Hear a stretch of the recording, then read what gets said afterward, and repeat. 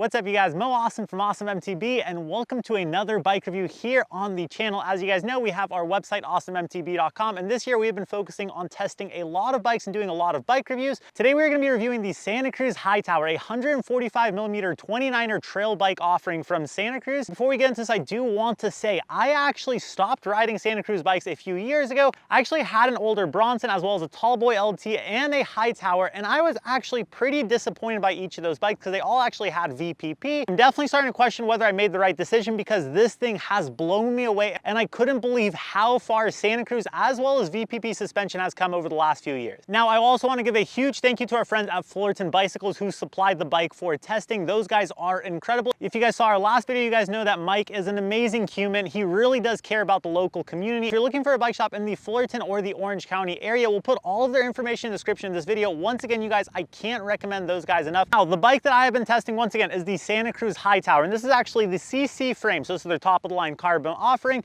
They have a top of the line carbon, they have one step below that, as well as an aluminum offering. But yeah, this is the CC build. It's a size extra large. I'm personally 6'2". This thing was a very proper XL. I would actually say slightly on the bigger side for an XL. Now up front, we do have a RockShox Lyric with 150mm of travel on here, Lyric Ultimate. On top of that, it does have Buttercup in there. And in the rear, we do have a Super Deluxe Ultimate rear shock as well. For the drivetrain, we do have an XO transmission group set on here. For the cockpit, we have Santa Cruz's own carbon bars. They're an 800mm width, and we have Santa Cruz grips on here. For brakes, we have SRAM Code Silver brakes, and for dropper posts, we actually have a 1-up dropper and remote lever. For wheels, we actually have Raceface Arc 30 alloy wheels, and then for tires, we have Minion DHR2s front and rear. And yeah, you guys, like I said, it is a Santa Cruz, so it does utilize VPP suspension design, and you also have internal frame storage on this, similar to a Specialized SWAT system.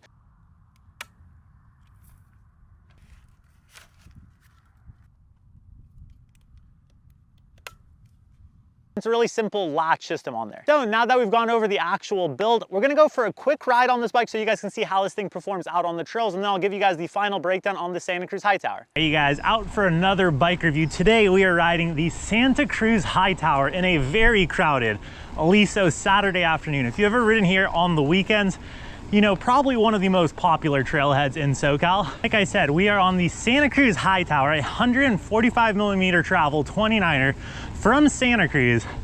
This is probably a shocker for a lot of people on this channel because I kind of stopped testing out Santa Cruz bikes. Had a couple over the years, haven't really jived well with them.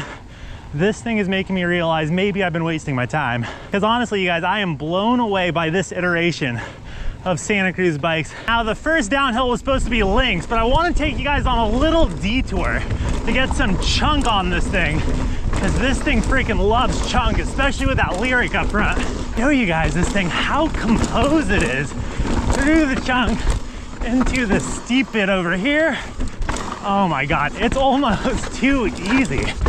Freaking the Hightower has been blowing me away in terms of stability. It really feels like it is a true all mountain bike. Man, I feel like chunk is really where this bike shines. It is a chunk monster. And I have been, like I said, truly blown away by the stability of the Hightower, because it's not the biggest bike on paper, 145 mils of travel, but boy, does it love to eat. I will warn you, this little climb back is a little steep, is a little techy, but that just means you get to really play around with bikes, see how they climb. The Hightower, such a good climber too. The word good too, I want you to remember that word, good. I'm not talking great, but we're talking really good. This is the first real downhill, and this is links. Once again, you guys, the term stability is the first word that comes to mind. What a stable bike at speed. So much more stable than the Ritmo V2 I was riding a little while back. Oh, this is a fun corner, guys. Nice, looks like we have a nice open straightaway. No other riders or hikers, and the bike is loving it. The bike says thank you. A lot of braking bumps down here, but the Hightower just eats it up. So much of a different feeling than the older Hightower I had a while back. Going to that new VPP iteration, you can clearly tell traction was improved, and such a freaking blast to ride on trails like this. Tap into there. Sick. What's up, you guys? Hopefully you're enjoying today's video. Just want to take a quick second and thank today's video sponsor, and that is Blue Eddy. You guys have been following the channel. You know we love portable power, especially living in a van full time. We're out on the road, especially cloudy days when our solar can't charge that well. We don't like to rely too much on our house batteries because we don't want to drain them, especially if we don't really know where we could charge the van. And that's where the Blue Eddy AC70 comes in. This is a 1000 watt portable power station, and honestly, you guys, this thing is the ultimate combo of sleek and portable, but at the same time very powerful as well. So the AC70 has a super easy to carry handle, and on top of that, it can actually power things like our espresso maker. I know it's a little bit extra in a van, keeps the caffeine going. And yeah, the AC70 is powerful enough to power both our espresso grinder as well as our espresso maker. On top of that, we can also use it with our rice cooker and other appliances. Honestly, you guys, anytime you're cooking, you're using appliances in the van, you're probably draining your batteries a ton. And if it's a very gloomy day, you definitely don't want to drain that house battery. So the Blue Eddy is an amazing thing for that, as well as charging our camera gear, because we're trying to keep the show on the road. We have a lot of batteries to charge, so yeah, it's always nice to have a little bit extra power in the van. The AC70 comes with a couple of charging cords. If you look at the machine, besides having a really awesome digital display to tell you everything that's going on,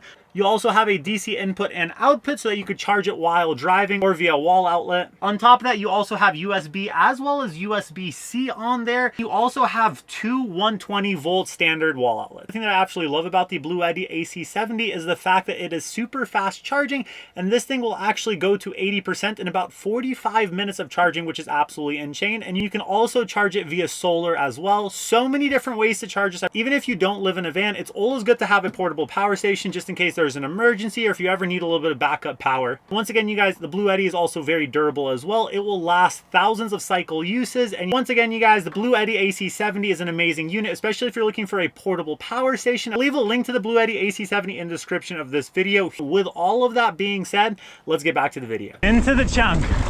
Here we go. This is the classic rock garden that everyone probably knows, and where I do a lot of my frame and suspension testing on.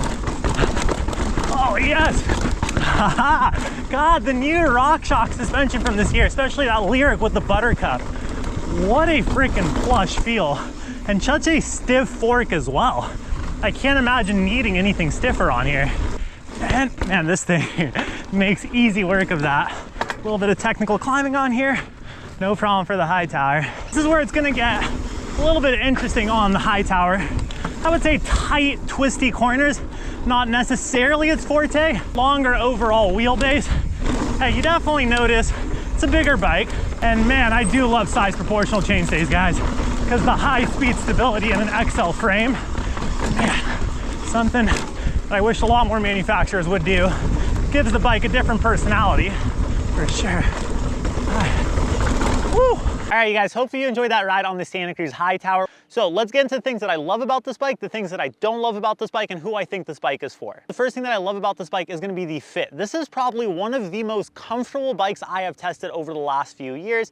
As soon as you sit on this thing, you realize it's a very easy bike to get used to riding. The reach is long, it has size proportional chainstays, so you feel very balanced when you're pedaling this thing right off of the get-go. The bike does have two geo settings via a low and a high position. I ran it primarily in the low position, which gives you about a 64.5 degree head angle. I feel like that head angle for a 145mm travel bike is actually very in the sweet spot. It's not too slack, it's not too steep, and it felt just right. And once again, you guys, I can't stress that comfortable position from this bike. It just kind of feels like it feels very good in all scenarios. Cornering, high speed stability, technical downhills, technical chunk. It really did feel like the bike was very composed in all of those situations, and it felt like it did all of those things very good. I want to emphasize that phrase, very good, because we're going to talk about that in a little bit, but like I said, this thing does everything very good on terms of downhills. And that's another thing that I really loved about this bike, is I really didn't feel like it had a weak spot when it came to downhills. Another thing that I loved about this bike is how well the bike tracked. Going back to my issues with VPP in the past, I definitely felt like the initial stroke was always lacking on Santa Cruz bikes.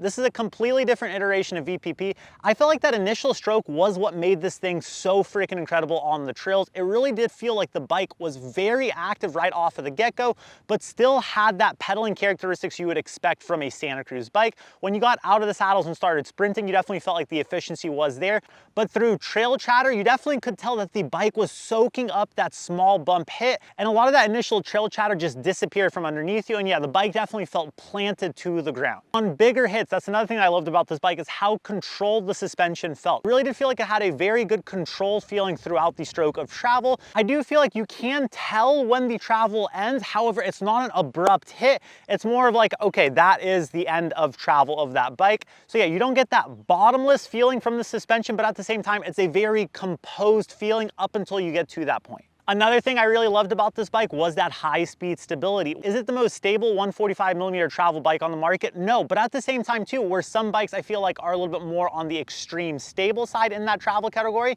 the Hightower retains that high-speed stability, but gives it a degree of nimbleness as well. So it's that best of both worlds. And once again, you guys, time and time again, I was definitely blown away by how comfortable I felt on the Santa Cruz Hightower. I felt like this is a bike that I have owned for months, if not years, because I really did feel at home as soon as I kind of got on the trails, and that feeling only got better as time went on. Now let's talk about some stuff that I don't love about this bike. So something I don't love about the Hightower is that lockout on this bike, it's pretty low. So when you are reaching over, you can tell the lockout is all the way down here, and at 6'2", it's a little bit of a longer reach. That's a very long reach down there to actually lock out that rear shock. I do feel like the Santa Cruz Hightower requires a little bit more time spent on suspension setups than other bikes in this travel category. I did find myself having to spend a little bit of extra time on suspension setup to get it feeling exactly how I wanted, where some other bikes in this travel category, you kind of just set and forget, get on the trails and have a good time.